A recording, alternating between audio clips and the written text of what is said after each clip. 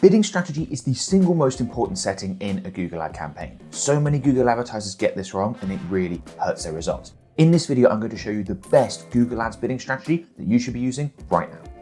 So to demonstrate this, I'm in an example Google ad account. And what I've done is I've come in here and I've started the campaign creation process. So I've selected sales as the campaign objective and performance max as the campaign type. But I will explain how you might want to change your bidding strategy and how my advice might differ if you're using other objectives, other campaign types. So no matter what setup you're using, what you're optimizing for with your Google ad campaigns, you should find this video valuable and get an answer as to which bidding strategy you should use. Once you do those simple steps, you come through to this bidding section here, and it really emphasizes how important it is that you sort of start with this and then you get into the rest of the stuff, because bidding is what Google is going to use as the information it needs to know how to optimize the campaign. Basically, you are telling Google with your bidding strategy, I want you to do this. These are the results that I want you to optimize for.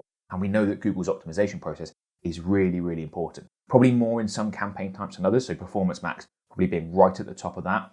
What Google is going to do for you as a platform using its AI, using its machine learning, is essential to getting the best results possible, because Google's going to learn, it's going to work out all the various data points amongst your target audience and what time of day to advertise to them and how many impressions they need and all that sort of stuff, right? So it really cannot emphasize enough how important bidding is. Now, depending on which campaign objective and campaign type you select, you might see different defaults in here. We've got conversions right now, and if we look at for a performance max campaign, we've got conversions or conversions value. And my recommendation, if you can, would be to select conversion value. And just to explain the difference between those two. If you select conversions, Google will try and get you as many conversions as possible. Sounds ideal, right? But actually conversions value is better, because with this option, not only will Google try and get you as many conversions as possible, but Google will also factor in the value of each conversion. So if some customers are worth a lot more to your business, as in they spend more with you when they purchase, Google is going to work that out and is going to potentially spend more to acquire more valuable customers if it leads to an overall better return on ad spend. So where possible, I like to go with conversions value over conversions. A few things that need to be true for that to be the case. Firstly, obviously for conversion or conversion value, you need to have proper conversion tracking set up, and Google needs to be able to see how valuable each customer is, as in this customer came through to our e-commerce store and spent $40. This one came through and spent $120. Big discrepancy in the average order value there, and that information needs to be fed back to Google. And not many advertisers are aware of this, but you can also do this with a lead-based business, because you might offer different services that have different values, as in the customers that become leads for those services are potentially worth different amounts to your business. You might have one service where the customer is worth $1,000 and another one where the customer is worth $5,000. Or it could be the same service, but a different type of person that has different, either demographics, let's say like older people are worth more because they have more disposable income, something like that, or in a different area might be worth more or less to your business. There's differences there. So you can also do conversion value with a lead-based business generating leads if you have different services or different values amongst your customers, and you can accurately track that and feed that information back to Google, okay? If you just offer this one thing and everyone's worth the same amount of money, or for some reason you're not able to track the value of each conversion, that's something you can almost certainly fix, by the way. So that would be my recommendation to fix that. Then you can go ahead and go with conversions, which is absolutely fine. But the vast majority of advertisers, you'd be better off taking a bit of time, taking a bit of extra effort, make sure your conversion tracking set up. If it's leads, assign values to the different lead types. If you're sales-based, you're optimizing for purchases, then that information is relatively easy to make sure it's fed back. And then you go with conversion value, and that is much more valuable potentially to your business. And don't underestimate the difference between those two. It can be quite significant. Like we've seen 30-40% improvements in overall return on ad spend by switching between those. So not something to be missed. Now, if we just quickly jump over to another campaign type. So here's a search campaign. Same process I've just been through. Just created the campaign, quickly search, get to the bidding phase here. And the default, again, here is conversions. But we do have some other bidding strategy options like clicks or impression share.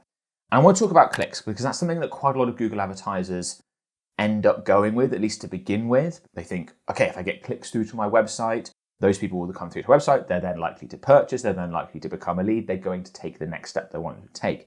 And that is bad logic. That is not necessarily true. Platforms like Google, if you optimize for clicks, are actually pretty good at finding very clicky people, not necessarily the people that go on to convert. How exactly that's done, no one really knows. Well, I'm sure people that work at Google know, but a lot of us looking on the outside sort of wonder how that's possible, but it absolutely is possible. Like, we've done this many times. Many people have had this experience where that's the case. So you can fall into the trap of going with these other optimization options. The vast majority of the time, you don't want to do that. You really do want to optimize for either conversions or conversion value. The only time we would look to optimize for clicks is if we have no visibility over what's happening next, as in we cannot track any conversions at all. If, say, you're sending people through to a third-party location or something along those lines, and we just can't integrate any sort of conversion tracking and get that data. Again, there are many things I would recommend you do to fix that if that is your scenario, but that's the scenario we'd use clicks. Everything else, just about, we would go with one of the other options. Maybe we might use clicks as well if we're sending people through to, say, a blog post, and all we really care about is they just come through to the blog post and actually read it. Although, once again, there are cleverer things you can do with bidding, where you could optimize for conversions and put a conversion event of how much time they need to spend on the page reading the blog post, or a certain scroll depth they need to scroll through, which again is likely to lead to higher quality traffic because you optimize people that actually read it, not just click through. So wanted to quickly make a note of that. It's not available with Performance Max, but on some of the other campaign types like search, you have these other, in my opinion, inferior bidding strategies, stuff you really want to stay away from. Okay, so coming back to Performance Max and the bidding strategy in this campaign, what I'm about to talk about from now on really applies to other campaign objectives and other campaign types too, is that you're going to start with conversions or conversion value. At some point, you're going to want to set either a target return on ad spend, so that's what the option we've got for conversion value, and let's say, for example, we can enter in 300%. Don't worry, I'm going to give recommendations and detail around this in a second. Or if you are using conversions, you can set a target cost per action. So basically, what are you willing to pay to get that conversion? It's going to vary massively depending on business. I could put in £50, for example, right? So at some point, you're going to want to add those. Really important that you get this right. Not that easy to do. And there are a number of factors that you need to take into account when you do this. It can be sort of make or break on your campaign. So we're going to run through the details on my recommendations on how you actually get this right, what to do, when to implement it, and all that sort of stuff. So let's dive into that. So the first question is, when should you do this? Because you don't want to start with a target ROAS or a target CPA because you don't know before you've launched the campaign what's realistic. Is a 300% ROAS completely realistic and absolutely appropriate? Or is it way off? Should you be aiming for a 700% ROAS, or should you be aiming for a 120% ROAS? It's going to vary massively between businesses, how well the campaign performs. So we like to add these things in once the campaign has been up and running for a while and you have some data and you know what's realistic. Google is often going to start putting recommendations. You can see those pop up within your ad account that you should add in target ROAS or target CPA. Google can do that as early as a week after the campaign has been launched. For most businesses, I think that's a little bit too early. I would like you to wait usually at least a month. How long after that is going to depend on your conversion volume and how much data you have. If you're generating hundreds of conversions a day, maybe a week's absolutely fine, actually, maybe even quicker than that because you get really good data. But most businesses aren't doing that. If you're generating, 10 conversions a week, well, you're probably going to have to wait quite a bit longer to know what's realistic, what's a consistent number, what's reliable, and what you can set as your target ROAS or your target CPA. You need data and you need to be consistent as well. I wouldn't set a target ROAS, target CPA if your results are still in that phase where they're sort of going all over the place. Like a couple of days, your ROAS will be 500%, the next it will be 120%. Like, you want to wait till it stabilizes, and that gives you the information you need to be able to go ahead and set a target ROAS or target CPA. Then once you set one of those, it's really important to commit to it, right? So you don't want to be setting, say, a 300% target ROAS, and then, maybe that was a bit high, I'm going to change it, drop it down 50%, 2 days later, no, actually, we're doing quite well, let's move it up, let's drop it down. Like, bidding strategy is like such a fundamental part of what Google's going to do to your campaign, how Google is going to optimize your campaign, and optimization done well requires stability, requires consistency. If you're in there changing this every other day, and I've seen many advertisers do this, Google can't optimize properly and you're missing out on the best results, basically.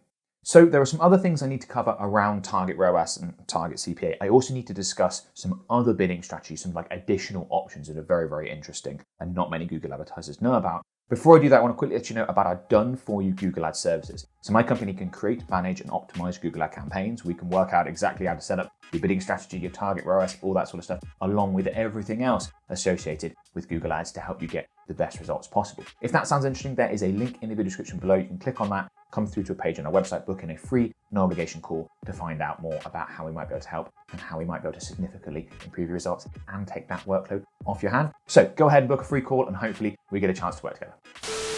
Okay, so we've talked about when you should set a target ROAS, target CPA. We also talked about leaving it alone once you do, for a while at least. So now let's give an example of how much you should set and walk through how you would go about changing it over time. Because you don't want to be changing it all the time, but you do want to change it over time, hopefully, to be able to help improve your results, okay? So when you set a target ROAS or CPA, target CPA, same applies, you have to be realistic. So what I'd recommend is you've had a campaign running, let's say it's been going about a month, you've got data, you've got an average, relatively stable data at this point, and you know that, let's say, your return on ad spend so far has been 300%, or 3x, another way of saying that, right? That's about what you want to set it at to start with. You don't want to go, great, I'm getting a 300% return on ad spend. I would love a 900% return on ad spend and go and set it at 900%. That's unrealistic, that's not possible. If you do that, Google just will not be able to run the campaign. You probably won't spend your budget. Good things are not going to happen. You're not going to go ahead and acquire customers for that sort of dream return on ad spend. It'd be great if that's how it worked. Unfortunately, it does not, right? So set it where it roughly is. Then what we'd look to do is keep that stable for, say, a couple of weeks, hopefully improve the results, see that return on ad spend increase. And after that time period, and this might be also because you're doing things to your campaign, introducing new ads, for example, helping to improve the performance, you can then improve your target ROAS, so knock it up. Let's say you've managed to go from a 300% to a 375% or a 400% in that time period. You're like, fantastic. Let's now improve our target ROAS to the new level. Same applies to target CPA. Again, give that some time, keep it stable, and then see how that impacts performance. That will hopefully then, if done well, further improve performance and you'll be able to sort of step this up. It's kind of a similar way that you might be able to do with scaling, right? You scale a budget, you assess performance. Okay, what impact does that have? Let's give it time. We've got good data. Great, we can scale again. You can do the same thing with like target ROAS and target CPA. So that's kind of the process we would go. There will be a limit to obviously how high you can go, even if you're working hard to improve your campaign with, say, a target ROAS. With that said, we have seen campaigns go from a 300% target ROAS to a 700% target ROAS. Like, we've definitely been able to do that by optimizing campaigns and improving them over time. Another thing you need to be aware of when you do make this change, introducing either the target ROAS or target CPA, is that that's a big adjustment for Google Ad campaigns. So often you will see a temporary dip early on in results. Google will sort of struggle with the adjustment, do quite a bit of learning. That should be relatively quick and then it should come back up. So just be prepared for that. You think, oh, I had it set up for conversions value. That was going really well. Ben recommended adding a target ROAS after a month and things dropped off the next 2 days. Like, just, that's okay. That's to be expected. Be prepared for that. It should go ahead and come back up, and just be aware that it's a big change. And just to provide a bit more context around, what happens when you make that change, your results often drop off. What that will look like is your cost per click will often spike initially. It'll come back down a bit. It may well stabilize at a higher level than it was previously, but that's often a decent trade. Like, I don't mind paying more for a cost per click if my overall return on ad spend is better, because we're either driving higher quality traffic to our site, which is more likely to either purchase or purchase more, or more likely to become a lead, more likely to actually go on and convert, and that sort of thing. Return on ad spend is far more important than just how many people you get to click through. If that wasn't the case, we would optimize for clicks. And as I've already said, that is not something I would typically recommend. So these are things that you need to be aware of going into it, and some of the trade-offs that you're making. You want to go with the options that are net positive. Less clicks, higher return on ad spend is net positive. And that's why I make this recommendation. And no matter which bidding strategy you use, you have to have highly accurate data in order to be able to make good decisions. The best way to do that is with Hyros. Hyros is fantastic tracking and attribution software and can really help you improve your Google Ad results. It's a software that all the big players in the industry use, including myself. I use it to track results for my own ads across multiple platforms, including Google Ads, and all my organic results as well, which is super helpful. So if someone, for example, comes through and books a call for our done-for-you services, I can see exactly where that person came from. This is particularly important if you're running ads across multiple channels or generating customers organically as well. Without accurate data, you are flying blind, and knowledge is power. So let me show you how important this is. So I'm here in my Hyros dashboard. I'm going to take a look at the data and the results that Hyros has been able to track and compare those to what I'm seeing within my Google Ad account for the same campaign. So this is a Google Ad campaign that we've been running. We're only looking at data for a few days here, but it really demonstrates what's going on. So you can see Hyros has registered 6 leads generated, a cost per lead of just over £15, 75 clicks. It's just a branded search campaign, hence why the CTR is 30%. So not a huge amount going on, but representative, right? So that's the data we can see within Hyros. If I jump over to my Google Ad account, we look at the exact same campaign, same time frame. We've got May 21st to 27th. You can see a lot of the data matches up, right? We've got 75 clicks, 30% CTR just like before. But if we scroll over, you can see that Google has only registered 3 conversions as opposed to the 6. So it's registered half the number of conversions. And I can tell you, looking at the back-end data, that the 6 from Hyros is the accurate number. And that's why this is so important, because we might look at the Google Ads data and come to the wrong conclusion, think this isn't profitable, turn stuff off when we shouldn't, but we can verify it with the Hyros data and make much better, more informed decisions and end up with better overall ad results because of it. So if you want to improve the performance of your Google Ad campaigns and be able to see exactly where your leads and sales are coming from, go ahead and sign up to Hyros. There is a link in the video description. Okay, so the next thing we need to talk about is this customer acquisition section, which is not something that many Google advertisers use or even aware about, but can be really powerful and can really help you achieve what you want as a business from your Google Ad campaigns if used the right way. So it's in this bidding section, and it's part of, it will affect your bidding strategy. It's sort of a tweak on the bidding setup. We've got custom acquisition here, and we can tick this box that says adjust your bidding to help you gain new customers. And that's really what this section down here is all about, right? So if I go ahead and tick this, there's a couple of different options here. I'm going to walk through each one. We've got a warning in here saying define existing customer list. That's only popping up because, like I said, this is an example ad account and not something we've got absolutely everything set up for as we normally would. But in order to do this, you need Google to know who your customers are. I've got other videos talking about how to set those things up in case you are interested.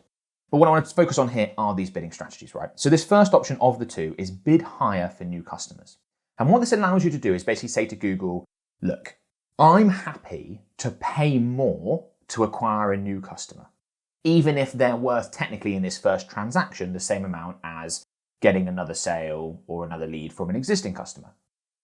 And this has been introduced, I think, quite cleverly because it addresses some of the concerns that Google advertisers have about Google Ad campaigns, particularly things like Performance Max, in that Google advertisers have often felt like they remarket too heavily, as in too large a proportion of the budget is spent putting ads in front of warm audiences or existing customers. And at some point, you need to have a good amount of your budget spent acquiring new customers, even if they are more expensive to acquire. And that's often why Google puts a lot of budget behind warm audiences, existing customers, because if they're optimizing for conversions, even conversion value, you can often get that more cheaply with less budget from warm people, right? Easy to get the conversion, don't need to put ads in front of as many people to get it.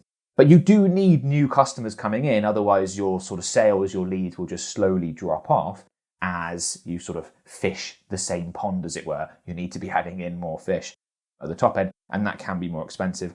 And this is how you can say to Google, look, I understand getting new customers more expensive, but I want you to do it anyway because that's really important for the long term of my business, right? So if we go ahead and click on setup on this option, and we can see there are a number of different sections here. So this first one is add an incremental conversion value for new customers, right? So this amount increases the conversion value for a new customer over an existing customer. So we can see we've got some default numbers here that Google's associated with this ad account, right? So Google is estimating here, provide example numbers, existing customers worth £41, basically, right? Now what we can do is we can add in the suggested value that Google is suggesting we should add on top for new customers, which is £27.22. So let's go ahead and pop that in. And now it's saying that existing customers are worth £41, new customers are worth £68, and that is factored in to how much Google is therefore willing to pay to acquire them. So what are we, roughly 50, 60% more that Google will be willing to pay to acquire a new customer as opposed to existing one? Now you can change these depending on your business. This is where it's really important to know your numbers, how much a customer is actually worth, what's your lifetime customer value. You can plug in numbers here. I'm going with the defaults for demonstration purposes. In order to use this, I've already sort of touched on it in the last page, but you've got add audience segments of current customers to help identify new customers. The only way Google can know who isn't a new customer is if they know who your existing ones are. That's where you need to add in audience segments to define your existing customers. That was that warning we had previously that I just mentioned. I've got videos on how to go ahead and set that up. Within this section, we've also got sort of a more advanced option, which is adding incremental conversion value for new customers that are high value. Because there's not just I'm willing to pay more for new customers, there's I'm willing to pay more for new customers and I'm willing to pay even more for new customers that are of really high value to me, right? So you can see Google once again has got a suggested value here of 54.44. And if we go back up, we can now see that, worth to my business, the information I provided Google, existing customer, £41, new customer, 68, new customer high value, 95, right? And what that means is that Google will bid even more for a subsection of your new customers. You can see here, look, add audience segments for your current high value customers. So this might be because you've got two different services and one service that people spend a lot more with you. So those could be your high value customers versus the others. And it could be that you've set a line on how much people purchase, how much people spend with you, then they buy from your e-commerce store. Okay, anyone who spends more than $300 is a high value customer. I'm absolutely willing to spend quite a bit more to acquire those. Those people are great. What do we want to work with? And again, you need to add in the audience segment so that Google knows who your high value customers are and add those in here. And we've also got the same down here for lapsed customers. So if you've got like a large customer base and you had a load of customers, but they've sort of just fallen out of the habit of buying from you, haven't bought in a while, you want to reactivate them, you might be willing to pay more to reactivate those people. So again, you can add in extra conversion value so that Google pays more, bids more to acquire these customers for lapsed customers. And you can do the same for lapsed customers down here, high value, right? And again, in order to set all this up, you're going to need to add in the values. You're going to need to know how much a lapsed customer coming back is worth to your business. There are many cases of work for many businesses where a customer that used to buy, who stopped buying, if you can bring them back, they're actually really valuable. So you would be willing to pay more for them because they're familiar with the products and they understand the brand, and maybe they just, started using a competitor's products or something like that instead, but maybe they didn't like them. You can bring them back and they're now all in. There are many cases like that. Often happens with subscription businesses, by the way. People have a subscription for something, they'll try something else, go, I don't really like that as much. And then they will look to come back. So you can add those in. I don't think that's going to apply to many people here. So I'm going to, remove that. We don't often use the lapsed customer option, but there are use cases when we do. We are far more likely to add in at least the incremental value for new customers, sometimes less likely to add in the high value. It really depends on your business, your specific circumstances, and what you're looking to do. Some clients we work with, they're just go and get as much customers as possible, don't really care about this. Others are really keen on, we only really want this type of customer, only get us these, not these other ones, right? That's really important. And then we've got this second option down here, this second customer acquisition bidding strategy, which is only bid for new customers. Much more extreme and not something that we use by default at all, because not putting any ads in front of existing customers, not looking to remarket and reactivate those people is not normally the way to get the best return on ad spend, let's say, because your existing customers are sometimes the best people to advertise to. But there are obviously cases where you might want to do this. So you might want to do this if what you sell people only ever buy once, which is not most businesses, but some fall into that category thinking, I don't want to put ads in front of existing customers. They're not going to convert.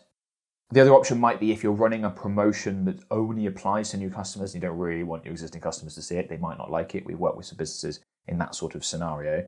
Again, I would need to define all the existing customer lists and Google needs to know that. It's something you'll need to go through.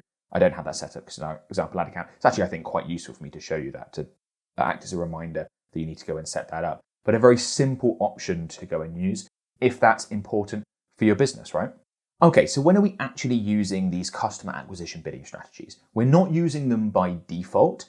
Our default would be like I described. We would be conversion value and we would set a target ROAS after a time period and then look to step that up over time. That would be like our default way of doing things. We are, however, using this customer acquisition option, this first option of the two, more and more, telling Google we are willing to pay more to acquire new customers because we felt that that is really important to the longevity, particularly for something like a performance max campaign or a demand gen campaign where more of the optimization is being done by Google as opposed to something like a search campaign where we have more input as advertisers. We're wanting to go for these bid higher for newer customer options, this top option. Quite happy in the vast majority of cases for ads to be put in front of existing customers to reactivate them to get more conversions over the line. So we don't want to typically go with this bottom option. We're far more likely to go with this top option. But we are in most cases willing to pay more for new customers, like I said, to increase longevity. But I've run through the options so you know if you've heard one of these things and you've thought, you know what, my business just wants this, like by all means, be willing to adjust for your business. And that's why I've given the detail, explained the scenarios when we would and wouldn't for each one, because I don't want to just give one answer. There's very rarely just one answer that applies to all businesses with anything, bidding strategy included, right? There's nuance, there's working out what works best for your business. So hopefully by going through those options, you might come along and go, I want to only bid for new customers. That's brilliant. No, I want to bid higher for new customers. I'm willing to pay quite a bit more for a new customer as opposed to existing customer. And you can tailor that and work out the best option for your business. Now, the example we've mostly focused on for campaign type in this video is Performance Max, probably my favorite campaign type, although we obviously use the other campaign types a lot as well. And if you are running Performance Max campaigns or thinking about running Performance Max campaigns, I'd strongly recommend you check out this video, because in that video, I show you how to optimize a Performance Max campaigns. Too many Google advertisers treat Performance Max as set it, forget it. That's not what you want to do. You can massively improve the performance of a Performance Max campaigns by making tweaks and adjustments over time. This video shows you how to do it and how to get much better results.